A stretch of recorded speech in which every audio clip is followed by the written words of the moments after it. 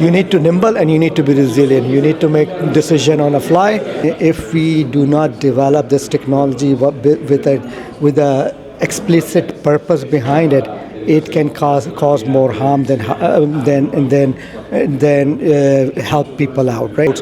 All those data, if we can churn together, we can create an optimal usage of the infrastructure which we have out there. So there is always a big learning lessons from there, and that's where I get my learning, and that's what the person who has inspired me.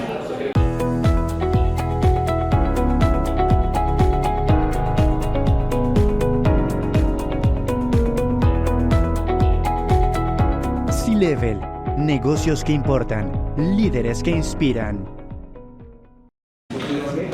It's an honor to introduce Imtiaz Mohammady, a prominent CEO in the field of technology.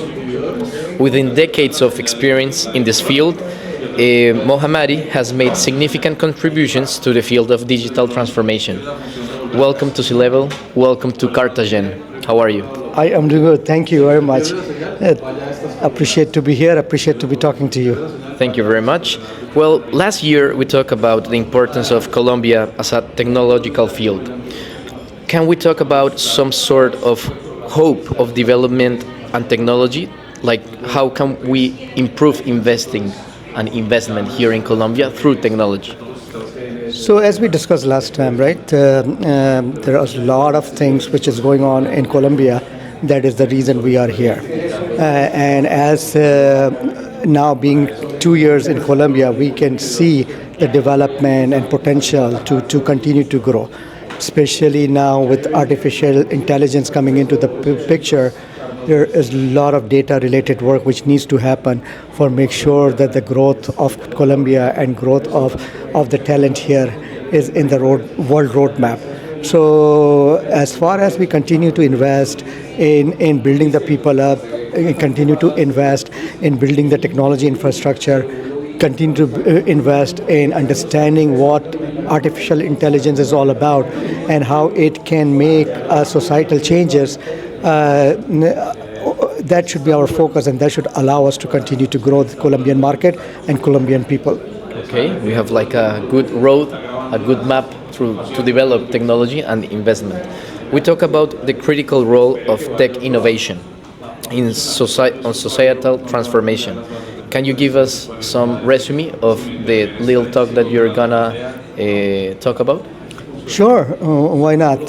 So, as we all know, right, our shared future depends on how artificial intelligence can play in the society, right? It can have a severe impact, good or bad, depending on how we utilize it. If we do not develop this technology with a explicit purpose behind it, it can cause more harm than help people out, right? It can create the challenges of security, right? Privacy violations can be there, ethical crisis can be there, and it has a potential of doing more societal harm. But if we have a real purpose behind it and make sure we continue to develop this technology with purpose in mind, making sure our corporate social responsibility is aligned to the betterment of the humanity, and develop that being in mind, that will allow us to utilize this technology to its full potential, and it will also allow us to benefit the mankind with that technology. In the period 2023-2024, we saw the impact of generative AI on the market and the citizens. It shaped another path of work, of investigate, and even more to be productive. Now is generative AI.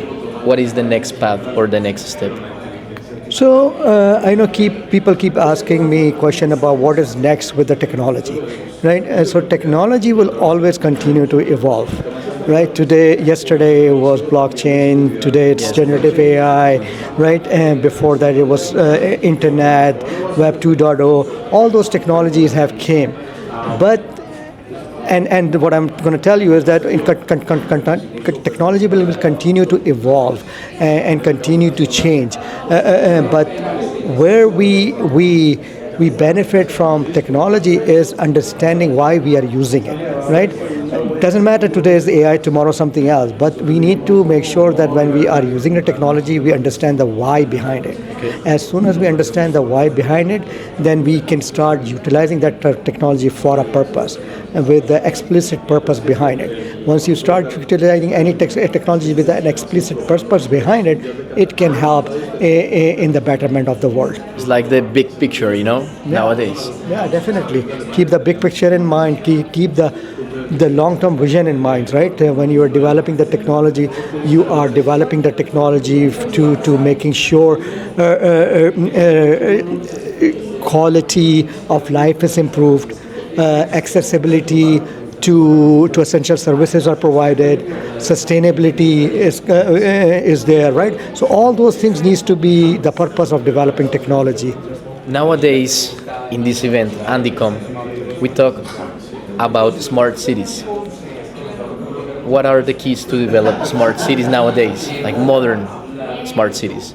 Yeah, so smart cities is basically leveraging technology to integrate everything together, right? Your all infrastructure, your utilities, your infrastructure, and all that integrated together. AI plays a great role in that, right? There is so much data out there. We have to optimize that data to, for example, take a traffic as a trend, right? If we know the trend, traffic trend, peak hours, non-peak hours, what type of a vehicle can go from which routes, all those data, if we can churn together, we can create an optimal usage of the infrastructure which we have out there. So that whole integration of IoT, connectivity. Exactly, all those technologies together will play a big role. I have two questions that are more about your professional path, more than technology that we already talked about. As a CEO of a technological company, what is the most interesting challenge you've faced this year? Oh, this year? Yes. Okay. I think most interesting challenge, specifically for this year, I would say the challenge of growth. Right? There is a lot of uncertainty in the world. Right? There's a couple of big wars going on right now in the world, and that is creating a lot of jitter in the market, and people are very hesitant about continue to invest and continue to grow. How to overcome that challenge, how to make sure that we look at the long-term vision, not short-term gains, and continue to grow the company, continue to grow the economy. That I saw as a big challenge for this year. Maybe that's why we talk much about resilience, like as a company trait, or if to survive, you need to be resilient. You need to nimble and you need to be resilient. You need to make decision on the fly. One of the key factor in making decision is impact on the people, right? As much as you can minimize impact on people, you will never eliminate that. But as long as you can minimize impact on people and be nimble with your business, that's what everybody should look at it. Yes, last but not least, in C-Level magazine, in this magazine, we like to talk about leadership. Which person had inspired you in your life that you say, okay, I like the way he or she thinks? Right. So I was a little bit diverted with the person who inspired me, right? It's not your typical role model? Typical business tycoon, right? And the person who really inspired me is our Prophet Muhammad Sallallahu Alaihi Wasallam. He is the person, if you look at how he has guided people, how he has shown his leadership skill, how he has gone through different aspect of life, and you study that, there is always a big learning lessons from there, and that's where I get my learning, and that's what the person who has inspired me. Imtiaz, thank you very much for being here. Sit right to me and share with us some little ideas that change really the world and change through your leadership and your work in Nisum. I'm very excited to be here, and it was wonderful again to sit next to you and talk to you. It's always it's my pleasure to talk to you.